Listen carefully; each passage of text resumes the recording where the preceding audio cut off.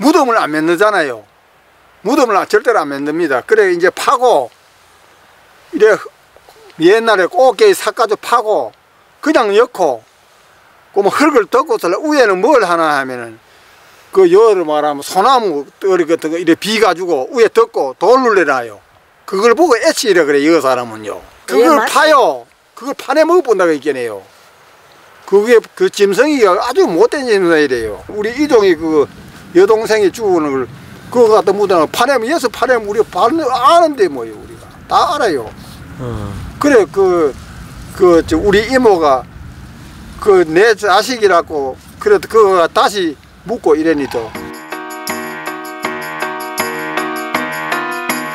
무덤을 파헤친다는 못된 짐승 여우, 정확히는 붉은 여우입니다. 전체적으로 붉은기가 돌아 그런 이름이 붙었죠.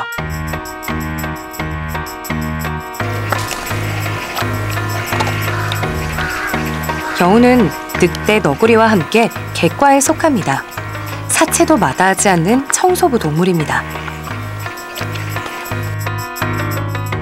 모든 육식성, 잡식성 동물은 사체를 먹습니다.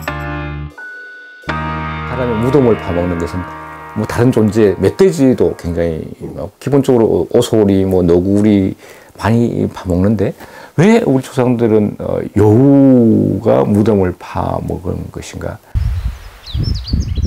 여우도 사람의 시신을 발견하면 먹었겠죠. 없는 사람은요. 옛날에 저걸 못해요. 곽 같은 거 할 수가 없잖아요. 그냥 고마 입은 대로 해가지고 고마 시체를 그냥 갖다 여는다고 있겠네요. 그래 무덤을 맹글어 놓잖아요. 뚫고 들어가 다 파내 먹어요. 여우는 기본적으로 햇볕을 쬐는 것을 좋아합니다. 보통 무덤은 햇볕이 잘 들고 전망이 좋은 곳에 만드는데 여우가 선호하는 장소죠. 당연히 무덤 주위에서 다른 동물보다 눈에 많이 띄었겠죠. 무덤 파는 여우라는 전설이 생긴 이유죠. 어쩌다가 목격되고 체험된 그 모습들이 이야기화되면서 구전되면서 시신을 파먹는, 무덤을 파먹는 게 대표적인 게 여우로 이야기되지 않았을까. 땅을 파고 굴을 뚫는 동물은 여우만이 아닙니다. 사실 오소리는 여우보다 훨씬 땅을 잘 팝니다. 오소리가 무덤을 뚫고 굴을 파놓은 모습입니다. 옛사람이 이 모습을 봤다면 여우가 무덤을 파내고 시신을 파먹었다고 생각했을 겁니다. 여기저기 소문도 냈겠죠.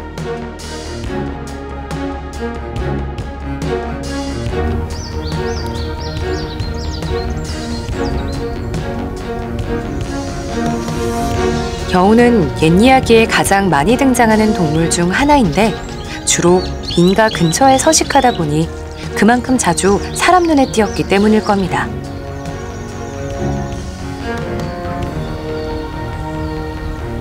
여우는 아까 이제 생김새도 좀 귀엽고 그다음에 또 하는 행동도 하늘로 펄쩍 뛰어올렸다가 쥐잡아먹는 이런 모습 보면서 굉장히 영특하고 깜찍하고 교활하다. 그다음에 가장 기본적으로 여우는 변신 능력을 가졌습니다. 여우가 오래 묵으면 예쁜 신부로 변하고 예쁜 여성으로 변해서 남자들을 홀리고 남자의 기운을 뺏고 하는 그런 경우인데 근데 결국은 성공하지 못하는 게 옛날 이야기의 대부분의 구조입니다. 1950년대만 해도 여우는 전국 어디서나 그리 어렵지 않게 목격됐다 합니다. 그때는 여우가 많아서 막 해만 지면 여 산에 와 저전 청양 끝이라고 저건네 산에 지역마다 캥캥 그래. 여우 우는 소리가 캥캥 그래. 밤에 아들 때는 무서워가지고 한 대 나가도 뭐했지. 매산댁인데 옛날에 올무를 누가 낳았는 모양이라. 올무를 그래 낳았는데 그게 모간지가 헐케가지고 집이 이래 들어왔더란다마는 올무를 이래 뺏겨줬다네. 불쌍해가지고 다 주고 기진맥진 할게네. 오늘 뺏겨줄게 그게 그 죽어붙더란다마는 여우가 보한 여우가 내려왔더래. 산 밑에 살았어요. 그런데 시어머니는 간팔로 셋이 돼가지고 단단하게 가져가고 뭐 걔가 꼬리 지지 끄고 내려와 걔도 알았지. 그때는 그 웬도 알았으면 무서워가지고 바다같이 나오겠니까. 여우가 특히 사체를 좋아한다는 말은 사실이 아닙니다. 톡톡 뛰는 메뚜기를 잡아먹는 모습입니다. 사실 여우는 쥐부터 곤충까지 살아있는 먹이를 선호하죠. 다른 먹이가 없으니 사체라도 먹는 거죠.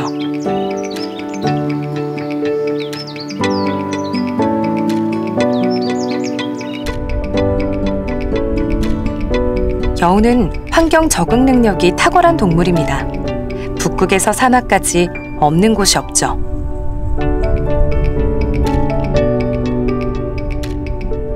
번식력도 뛰어나죠.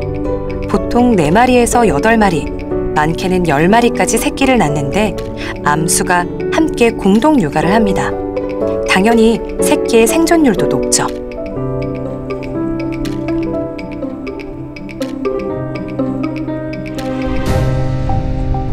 특히 붉은 여우는 무척 넓은 지역에 걸쳐 사는데 북반구의 거의 전 지역에 걸쳐 서식합니다. 해발 고도 3,800m대의 히말라야. 이른봄, 짝짓기 중인 여우를 만났습니다. 여우는 자연에서 천적이 많은데 특히 검독수리, 초원수리 같은 맹금류가 위협적입니다. 개를 잇는 게 아무리 중요해도 우선은 살아남아야겠죠.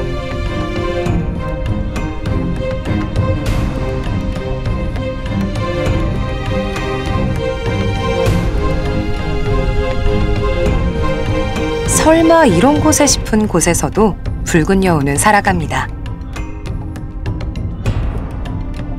지구상에서 가장 외진 곳, 매서운 추위와 희박한 공기, 세계의 지붕이라 불리는 고도가 5,000m를 넘는 파미르 고원입니다. 파미르에서도 여우는 건재합니다. 이토록 생활력 강한 여우가 유독 우리 땅에서만 사라진 이유는 뭘까요?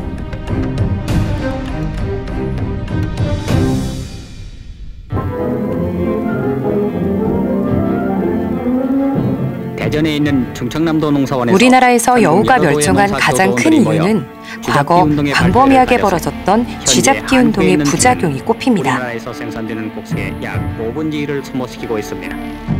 여우가 왜 없어졌냐 하면 원자재앙 나오고 없어졌어. 그게 50년대입니까? 50년대. 예. 쥐 잡으려고 나온 게 쥐약을 먹고 쥐가 죽거든. 예. 쥐 뜯어먹으면 또 죽어. 또 죽으면 또 그 짐승 죽으면 또 그거 뜯으면 또 죽어. 그 서이 죽어, 서이. 원자지역이. 그렇게 독했어. 옛날에만 해도 쥐약이 굉장히 독했어. 그게 3분까지 죽는다 그래요. 그러면 그때 쥐약 먹고 여우들이 많이 죽었나요? 죽었지. 그 후로도 산짐승도 많이 죽었어. 여우, 늑대, 살갱이. 여우 멸종을 쥐잡기 운동 때 쥐약에 의한 2차 피해만으로는 설명하기 어렵습니다. 죽은 쥐를 먹는 동물은 여우만이 아니기 때문이죠.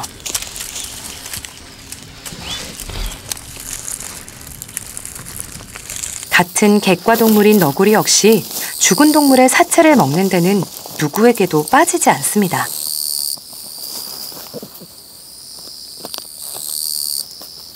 너구리 외에도 오소리, 담비, 살쾡이 모두가 쥐약을 먹고 죽은 쥐 사체를 먹었겠죠.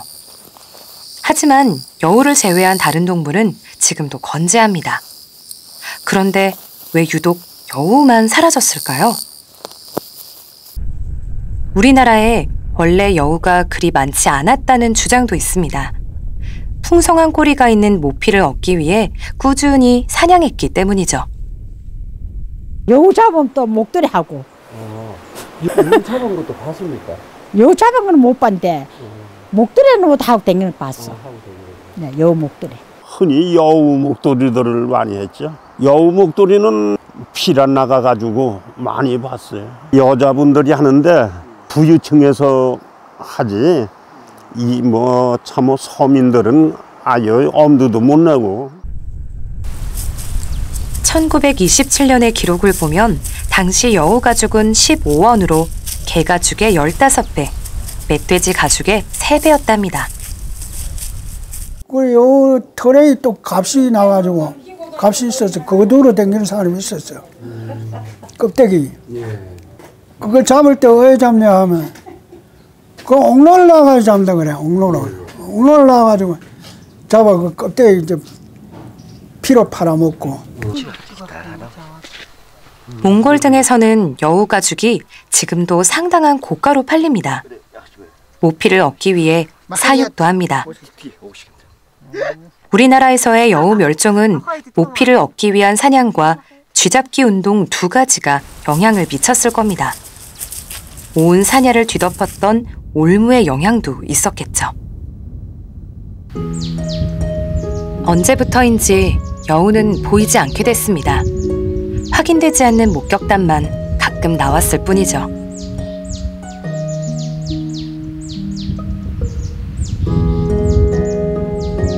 그러던 2004년 봄, 갑자기 강원도 양구에서 여우 사체가 발견됐습니다. 온 나라가 들썩였죠. 당시 사체로 발견된 여우의 표본입니다. 하지만 이 녀석이 어디에서 왔는지는 밝혀지지 않았고 더 이상의 여우 소식도 없었습니다.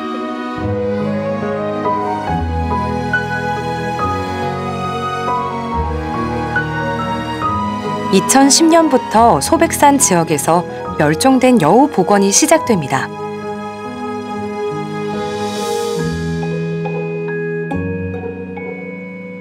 인공 증식을 거쳐 자연에 방사 중이죠.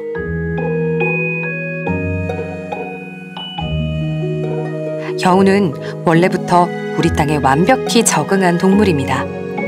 방사한 여우로부터 야생 여우도 태어나고 있죠.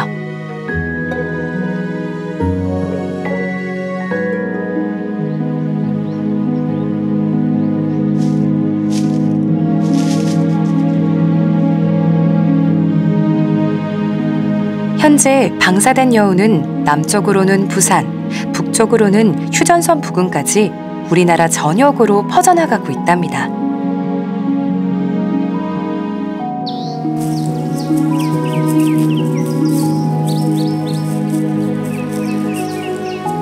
이제 우연히 여우를 만날지도 모릅니다.